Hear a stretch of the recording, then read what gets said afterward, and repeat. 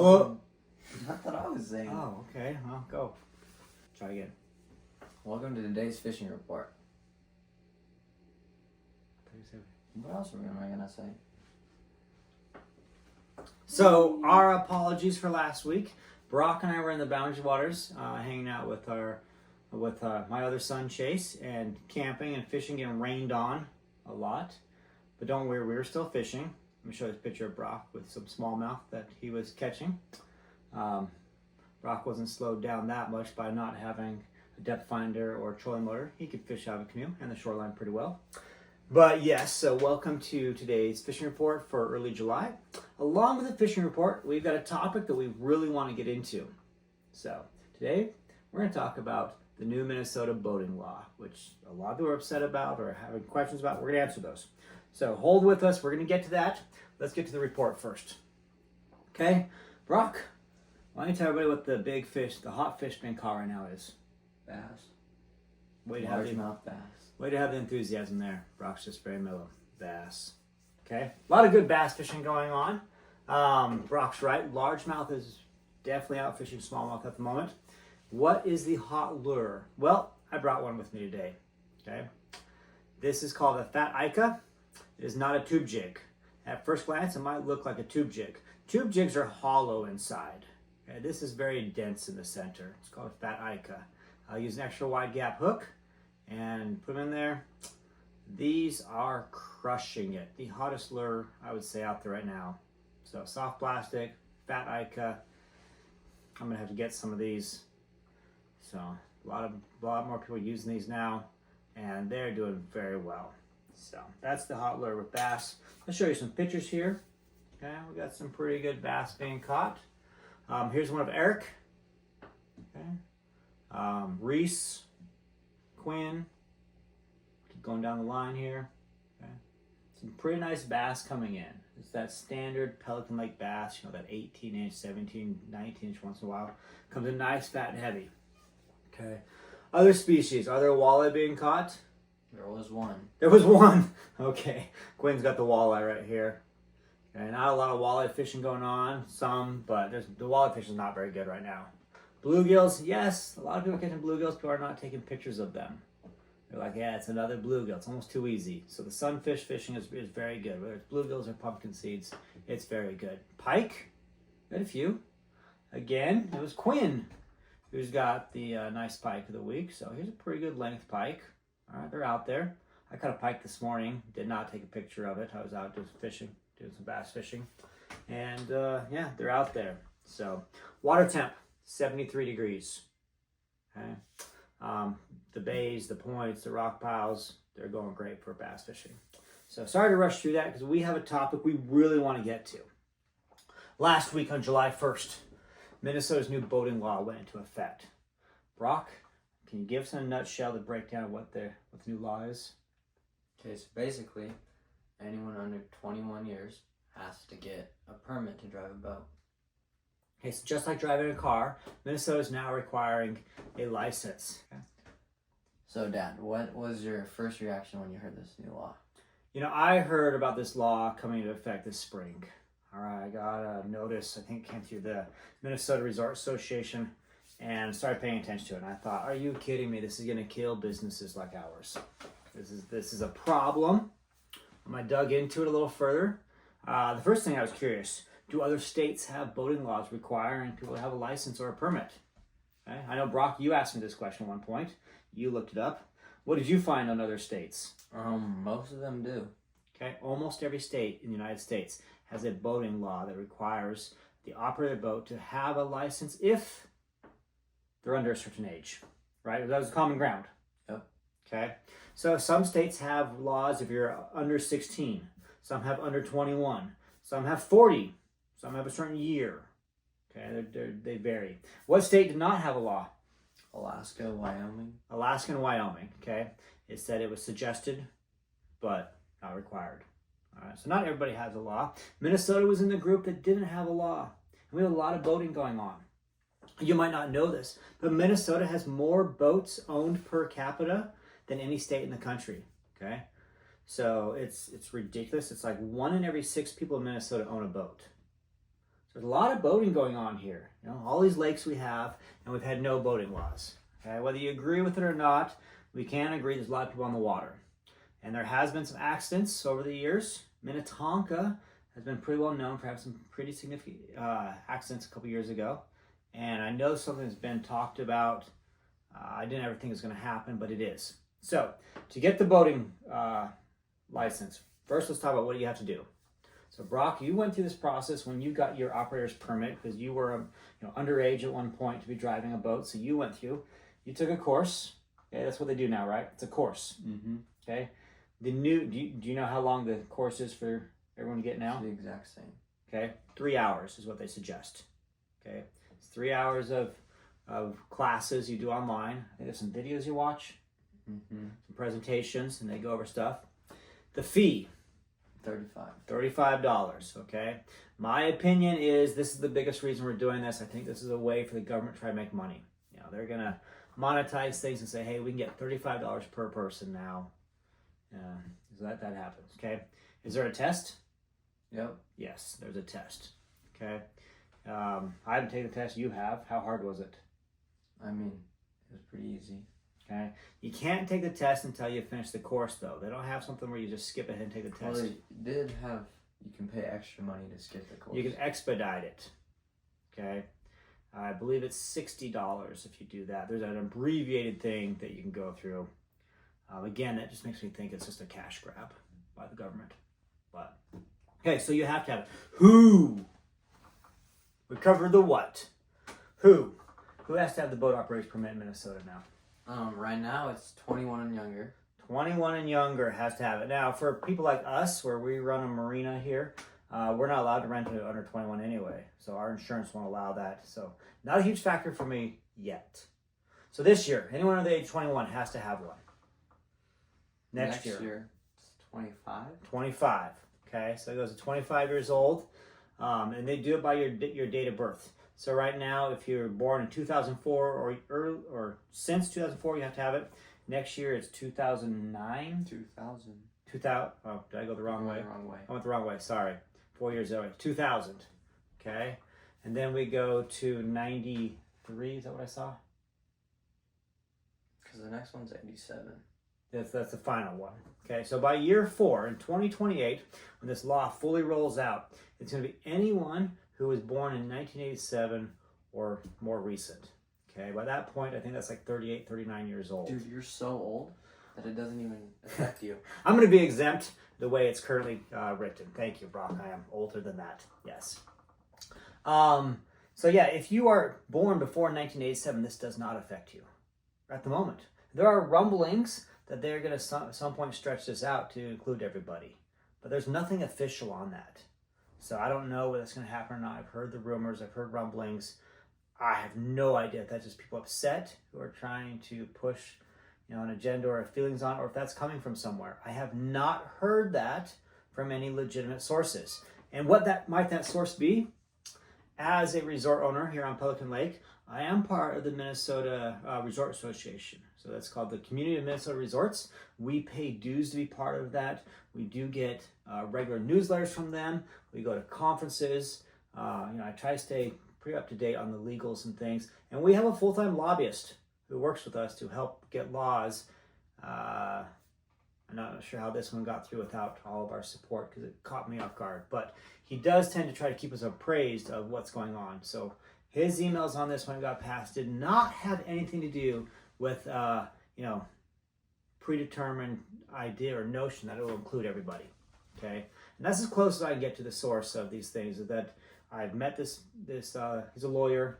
He works as a lobbyist now. He works for the Minnesota Resort Association and a couple other smaller groups, and he meets with senators and congressmen regularly and tries to find out what's going on with laws and keep us appraised. And then we have him access people and talk to them and give them our feedback. So that is what the law is. That is who it will affect. Okay. Now there's some interesting, nuances of this law. Currently, at first blush, it looks like this law targets Minnesotans. Is that how you took it when you first read it? Well, yeah, because it does have it has a long list of exceptions. Exceptions. And right at the first of the exception is what? Out of state Okay. residents. If you're a resident of another state, if you spend less than 60 days continuous in the state of Minnesota, you're exempt. If Brock missed this on the first time I read it. It was very interesting. I had Brock read it on his own without me trying to influence it. Because I read it and I did the same thing Brock did. Okay? And so you're exempt if these hit. If you're a resident of another state. And then there's an and at the end of it. If you're a resident of another state and you hold a boat operator permit or license in that state. Okay?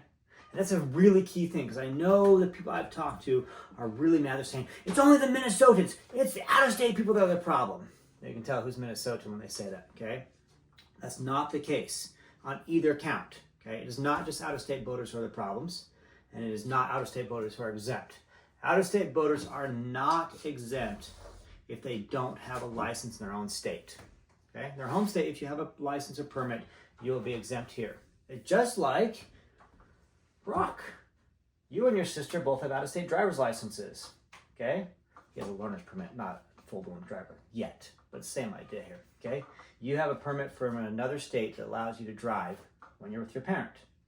It is legal to drive in Minnesota because he has a license from another state. My daughter Addison goes to school out of state, okay? She's a college student in Utah. She has a Utah driver's license. She does not need to get a Minnesota driver's license when she comes up here for the summer because she's only here for a short time. All right, she's a resident elsewhere. Her license covers her here. Same thing with the boat. All right, so that's one of the, the things that people get really upset about. So there's that. Now, there is an interesting kind of loophole that Brock noticed that I did not pick up, okay? Let's say that you have a young person operating a boat and someone else in the boat has a boat operator license. Or it's just 21. Or, well, currently they're over 21, but at some point as this gets, as it gets older, what's the loophole there? Or how do they still drive the boat? I don't remember exactly what it said, but it was like, if they're inside the boat. Within arm's length of the steering. Did it say that? Yeah, it talked about that. Okay. Oh, you're going to pull up the exact thing. Okay, Brock was just looking at this thing. But yes, if you have someone in your boat with you who has a legal permit to operate in their thing, and they're within arm's reach of the tiller or the steering column, okay, they can allow someone who doesn't have one under them as long as they can't be a 4-year-old,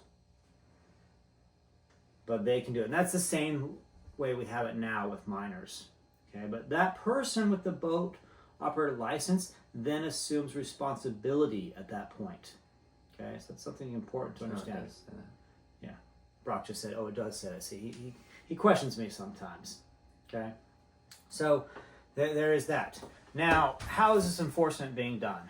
From what I can tell, it is law enforcement, meaning conservation officers, sheriff's department, anyone out there in the water.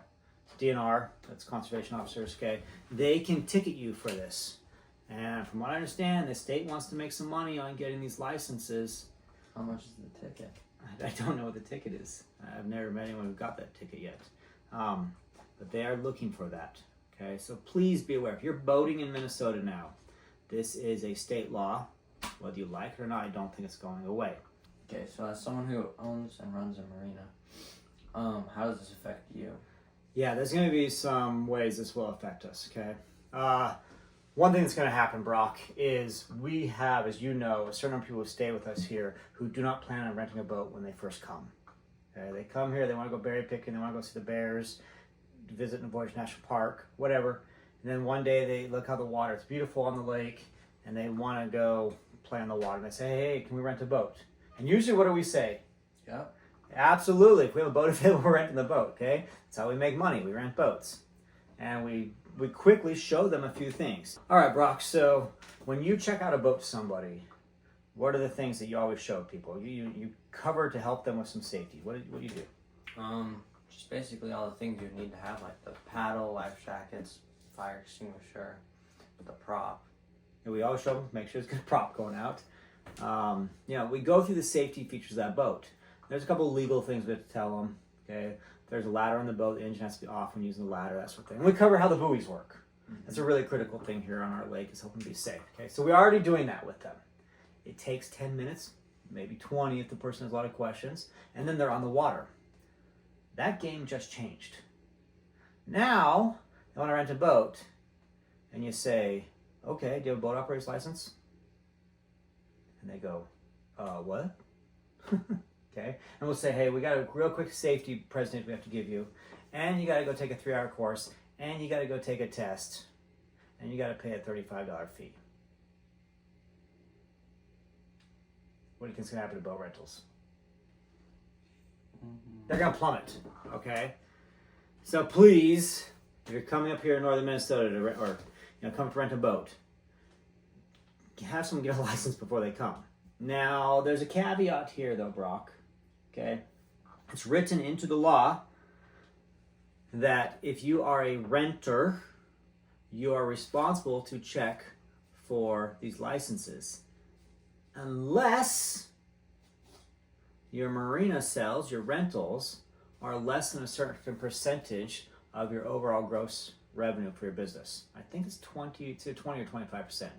Okay, so if you take all your sales that you do and they're less than a certain percent, you don't have to check, which means resorts. Okay, if resorts rent cabins and the vast majority of their revenue is off cabin rental and they rent some boats, they don't have to ask you about licensing. They are not in enforcement. It's written right into the law. If you go to a marina that does mostly boat rentals, okay, anything above 20-some percent, they're required to verify your license before they rent you the boat. Otherwise, they're liable, and you are liable. Okay, both the operator and the owner become liable at that point. But if they're doing something else, cabin rentals, it's a small percentage of the boats, they don't have to check. But you, as a renter, are still liable. Okay, and if you get caught out there without that license, you're going to get penalized for it. So that is the new law that goes into effect. You have any other questions or thoughts on that before we move on? No. Okay, Brock's on board with this topic. He's like, holy cow, Dad, we're still talking about this. Okay, I think this is really important that you understand, because this is not going away. And every year it's going to be more and more people are going to be included in that. Again, 4 years from now, it's 1987. If you're born before 1987, it does not factor into you at this point, as far as we know. Okay. I want to say, before we go, I want to say thank you to somebody. We have people who occasionally stop in or send some email and say thank you for these fishing reports and talk about things on the lake. That's really cool. Those you say in the comments. We love comments. Thank you for that. We had someone stop in today, and they painted a rock for us. Brock's already laughing. He thinks it's funny. People paint rocks. So random. Okay, random thing. Check out this rock that was painted by somebody. I'm going to put the picture up here over the top of Brock so you can't see him for a second. And look, they took this drone shot that was sent in by another follower. Okay, I believe it was Anthony took this picture and sent it in, and we've shown it before. And this gentleman, Eric, liked the picture so much, he painted a rock to match the picture for me to have. Talk about awesome. That's what we call a super fan right there. Brock, you have a super fan. Okay. So thank you, Eric. Thank you to those of you who support us and follow, our channel here and watch these shows. When we first started doing this, I don't think we actually thought anybody would watch these. We're always blown away that 300 or 400 people a week tune in and watch one of these. We hope it helps you. We love sharing our passion for fishing with you. This week, the weather is going to be up and down a little bit. We just had a pretty big storm go through this past weekend. Last night, we got another 1.5 inches of rain, quite a bit of lightning and thunder. I tell you, fishing this morning when I was on the water, it was tough. It was the bite was difficult. Today is supposed to be stable. Tomorrow, Thursday is supposed to be very nice until Thursday evening. So next few days, I think, are looking very good at fishing. And then this weekend, we're going to have up and down weather again. So that's going to stump the fishing, but, it'll come back. So good luck out there. I hope this helps. Thank you for sharing time with us. If you do like anything or have questions, please leave a comment. Click the like button. It helps us out. And we'll see you next time. So tight lines, good luck on the water.